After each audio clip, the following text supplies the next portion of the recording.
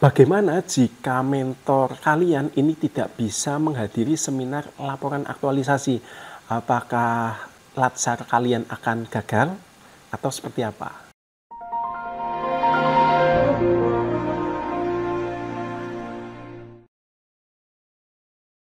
Mau lulus Latsar dengan nilai memuaskan? Yuk, gabung kelas Latsar. Cari tahu infonya di t.me/kelaslatsar. Oke, Assalamualaikum warahmatullahi wabarakatuh. Halo teman-teman, bagaimana kabar latsar kalian? Sudah sampai di tahap mana? Semoga teman-teman masih enjoy ya dalam mengikuti kegiatan latsarnya dan semoga bisa lulus dengan nilai memuaskan. Nah, ini ada pertanyaan nih. Mas, bagaimana jika mentor saya ini tidak bisa hadir dalam seminar laporan aktualisasi? Apakah nanti akan gagal latsarnya atau seperti apa? Nah, untuk menjawab pertanyaan ini saya mau share ya. Di bulan-bulan lalu, ini ada kasus mentor ini tidak bisa menghadiri seminar laporan aktualisasi. Pada hari seminar laporan aktualisasi, ini setiap peserta ini sebenarnya sudah diwanti-wanti panitia ya untuk memantau keberadaan mentornya sudah sampai di mana. Entah bagaimana, ini ada peserta yang ngurung di pojokan ruangan. Usut punya usut, ternyata mentornya tidak bisa datang karena suatu hal. Padahal sebentar lagi ini giliran seminarnya. Akhirnya panitia ini ya marah-marah ya sama peserta tersebut. Kenapa ini nggak sejak awal ini diberitahukan kepada panitia agar panitia ini bisa segera mencarikan mentor pengganti. Akhirnya karena waktunya sudah mepet, mentor yang seminar tersebut ini diganti oleh mentor lain yang sama-sama guru dari sekolah lain karena pesertanya dari tenaga guru. Nah, berdasarkan dari kisah tersebut, ini teman-teman harus selalu menjalin komunikasi dengan mentornya ya. Jangan sampai ketika hari H tiba, mentor ini mendadak nggak bisa hadir. Kemudian saya juga mau kasih gambaran aja ya, biar teman-teman tahu sedikit tentang seminar laporan aktualisasi. Ini teman-teman tentunya tahu kan, bahwasanya untuk menghadiri seminar laporan aktualisasi, ini mentor harus hadir secara pribadi ke lembaga diklat. Dan tentunya untuk menghadiri acara tersebut, ini mentor perlu meluangkan waktu, biaya transport, dan akomodasi. Jadi kata kuncinya untuk menghadiri seminar laporan aktualisasi, ini mentor harus ada waktu, harus ada biaya transportasi, dan harus ada biaya akomodasi. Jadi ini menurut saya ya, ini ada 3 kemungkinan kenapa mentor nggak bisa menghadiri seminar laporan aktualisasi. Kemungkinan yang pertama, ini mentor sibuk dengan urusan yang lebih penting ya.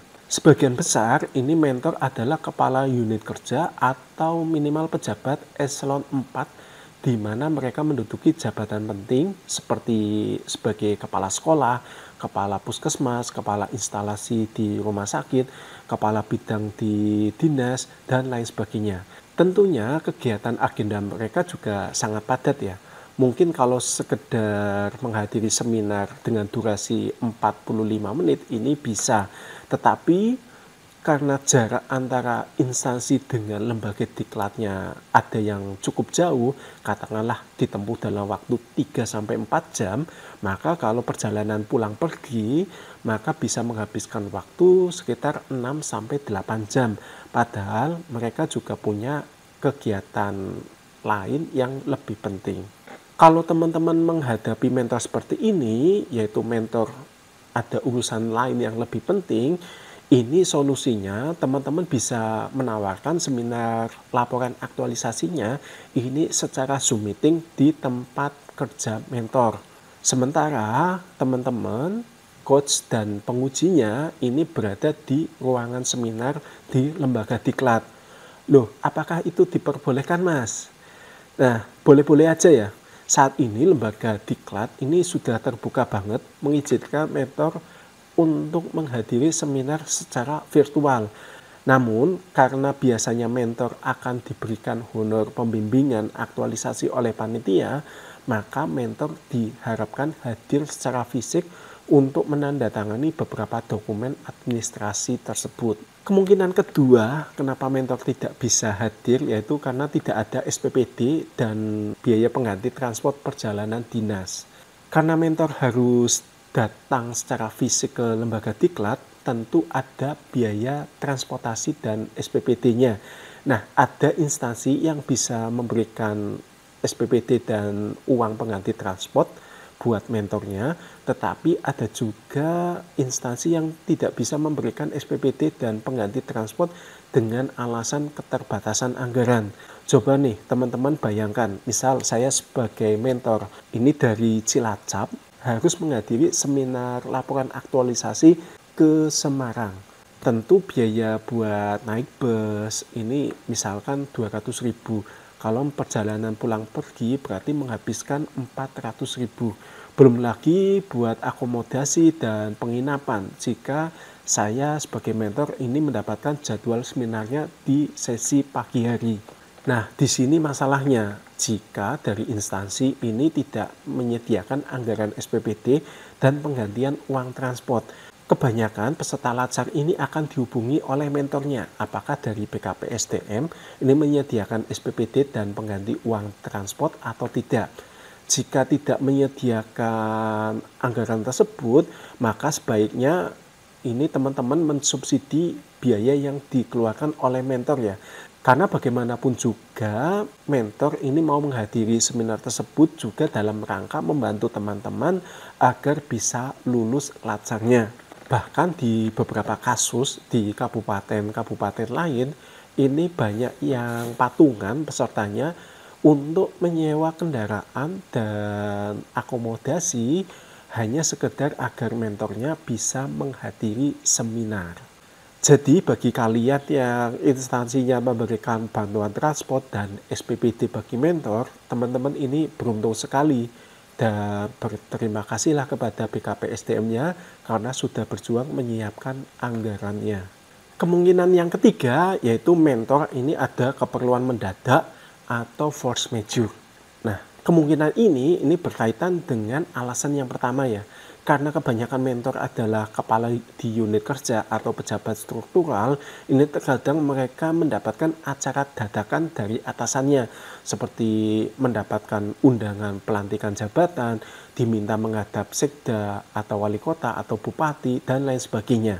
Ini kasusnya seperti di angkatan latsar di tempat kami ya, di mana pada saat itu mentor yang kebetulan dia sebagai kepala sekolah ini mendapatkan undangan pengambilan sumpah jabatan di tempat kerja di sekolah yang baru sebagai kepala sekolah. Nah, akhirnya mentor tersebut mendelegasikan ke temannya yang sama-sama juga sebagai mentor untuk menggantikan posisinya sebagai mentor di acara seminar laporan aktualisasi tersebut. Kemudian ada juga yang mentornya ini kebetulan mendadak sakit. Nah, kalau seperti ini kita nggak bisa mengantisipasinya ya. Karena ini kondisi juga yang tidak diharapkan mentor juga.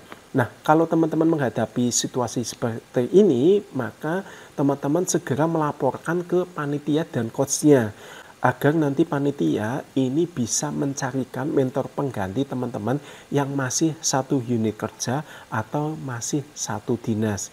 Dan ini diperbolehkan ya. Meskipun nanti mentor pengganti teman-teman ini tidak bisa memberikan testimoni secara maksimal, namun setidaknya teman-teman ini bisa lolos latsarnya karena poin sukses dari seminar laporan aktualisasi ini salah satunya adalah penilaian dari mentor. Nah, dari ketiga kemungkinan tersebut, ini sebelum teman-teman mengadakan seminar laporan aktualisasi, ini teman-teman harus bisa mengantisipasinya dari dini ya. Misal, teman-teman ini memastikan mentornya apakah di tanggal seminar laporan aktualisasi ada acara lain atau tidak. Kemudian teman-teman juga menanyakan ke BKPSDM-nya apakah ada SPPD dan uang pengganti transport buat mentor atau tidak. Kemudian kalau tidak ada nih anggarannya, teman-teman bagaimana mensiasatinya? Bagaimana teman-teman nanti apakah mau menyewa kendaraan buat mentor atau seperti apa? Kemudian pastikan juga kondisi mentornya sehat atau tidak ya. Pastikan mentornya bisa melakukan perjalanan jauh ke lembaga diklatnya, karena ada beberapa mentor yang mungkin menderita sakit, tidak bisa melaksanakan perjalanan jauh, sehingga teman-teman perlu mengantisipasinya sejak dini.